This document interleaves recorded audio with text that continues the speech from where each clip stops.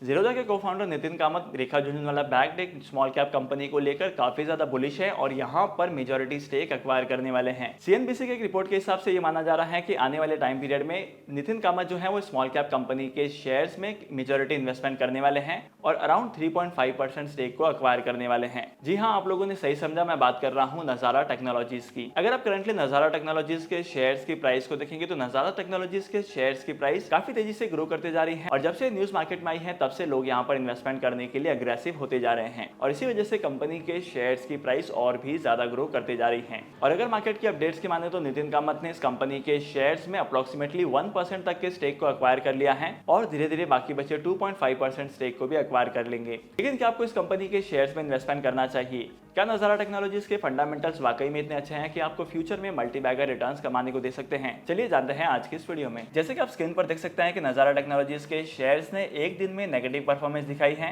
Company के shares 2.24% से गिर चुके हैं। एक हफ्ते में नजारा टेक्नोलॉजीज के शेयर्स की प्राइस 7.13% से ग्रो कर चुकी है। अगर आप लोग एक महीने की परफॉर्मेंस को देखेंगे तो यहाँ पर आपको 6.37% के रिटर्न्स दिखाई देते हैं। अगर आप एक साल की परफॉर्मेंस को देखेंगे तो यहाँ पर आपको 14% तक के रिटर्न्स दिखाई देंगे। लेकिन अगर आप लोग 5 साल के परफॉर्मेंस को देखेंगे तो यहाँ पर आपको नेगेटिव ट्रेंड दिखाई देगा। कंपनी के शेयर्स 5% से गिर चुके हैं। लेकिन अगर आप इस कंपनी के वैल्यूएशन को देखेंगे तो इस कंपनी के वैल्यूएशन जो है इस कंपनी के पीयर के कंपैरिजन में काफी कम है। इस कंपनी ने अपने पीयर के कंपैरिजन में काफी लो परफॉर्म किया है। अगर आप लोग कंपनी के बिजनेस मॉडल को देखेंगे तो कंपनी का बिजनेस मॉडल तो स्ट्रांग है, लेकिन कंपनी जितने एक्सपेक्टेड रेवेन्यू होते हैं उतने ज्यादा रेवेन्यू कंपनी कर नहीं पा रही है। और अगर आप लोग करंट मार्केट कंडीशन को देखेंगे तो करंट मार्केट कंडीशन के हिसाब से तो पिछले 6 से 7 महीनों में इस कंपनी के शेयर्स में नेगेटिव परफॉर्मेंस दिखाई दे रही है और यहाँ पर इन्वेस्टमेंट करने पर आपको शॉर्ट पीरियड ऑफ टाइम में ज्यादा वोलेटिलिटी देखने को मिल सकती है। वहीं पर इस कंपनी के ग्रोथ प्रोस्पेक्ट की बात की जाए तो इस कंपनी का ग्रोथ प्रोस्पेक्ट काफी अट्रैक्टिव है। मार्केट के बहुत सारे इन्वेस्टर्स कहते हैं कि आने वाले टाइम पीरियड में इस कंपनी के शेयर्स की प्राइस ग्रो करेगी और इनका कहना यह है कि अगर आप लोग यहाँ पर इन्वेस्टमेंट करते हैं तो आपको अट्रैक्टिव रिटर्न्स कमाने को मिलेंगे।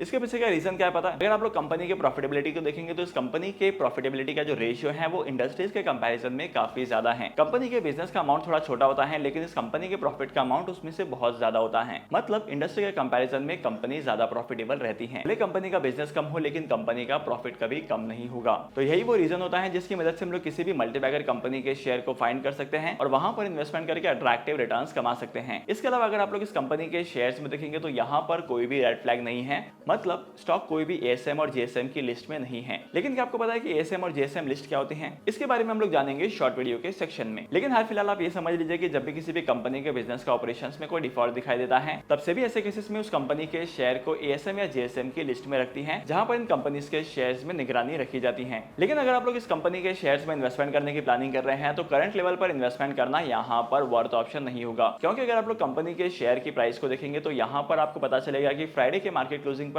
कंपनी के शेयर्स की प्राइस गिरते हुए दिखाई दी है और मंडे के मार्केट ओपन होने पर ही पता चलेगा कि ये शेयर कैसा परफॉर्म करता है। अगर कंपनी के शेयर्स की प्राइस ग्रो करती है तब यहाँ पर आपको इन्वेस्टमेंट करना है, लेकिन अगर आप लोग इन्वेस्टमेंट करते हैं तो आपको लॉन्ग टर्म के लिए ही इन्वेस्टमेंट करना है। और तो और अगर आप लोग इन्वेस्टमेंट करते हैं तो आपको डिप पर बाय करने की कोशिश करनी है। मतलब जब भी इस कंपनी के शेयर्स की प्राइस गिरेगी तब यहाँ पर आपको और इन्वेस्टमेंट करना है और अगर आप लोग और इन्वेस्टमेंट करते हैं तो इसकी वजह से आपके इन्वेस्टमेंट का कॉस्ट कम होगा और आपको अट्रैक्टिव अमाउंट ऑफ प्रॉफिट्स कमाने को मिलेंगे। आई होप कि आज के इस वीडियो का कंटेंट आपको वैल्यूएबल लगा होगा। अगर आपको आज के इस वीडियो का कंटेंट वैल्यूएबल लगा है तो इस वीडियो को लाइक करना। और स्टॉक मार्केट में इन्वेस्टमेंट करने के लिए डीमैट अकाउंट की रिक्वायरमेंट पड़ती है, तो डीमैट अकाउंट ओपन करने के लिए मैंने टॉप 3 ब्रोकर्स की लिंक आपको डिस्क्रिप्शन में दी है, वहां पर जाकर आप डीमैट अकाउंट ओपन कर सकते हैं और स्टॉक मार्केट में इन्वेस्टमेंट करना स्टार्ट कर सकते हैं। तो आज के इस इंपॉर्टेंट वीडियो को यहीं पर खत्म करते हैं। मैं आपको मिलूंगा अगली वीडियो में नए टॉपिक के साथ, एक इंटरेस्टिंग टॉपिक के साथ। तब तक के लिए signing off, happy investing and good bye.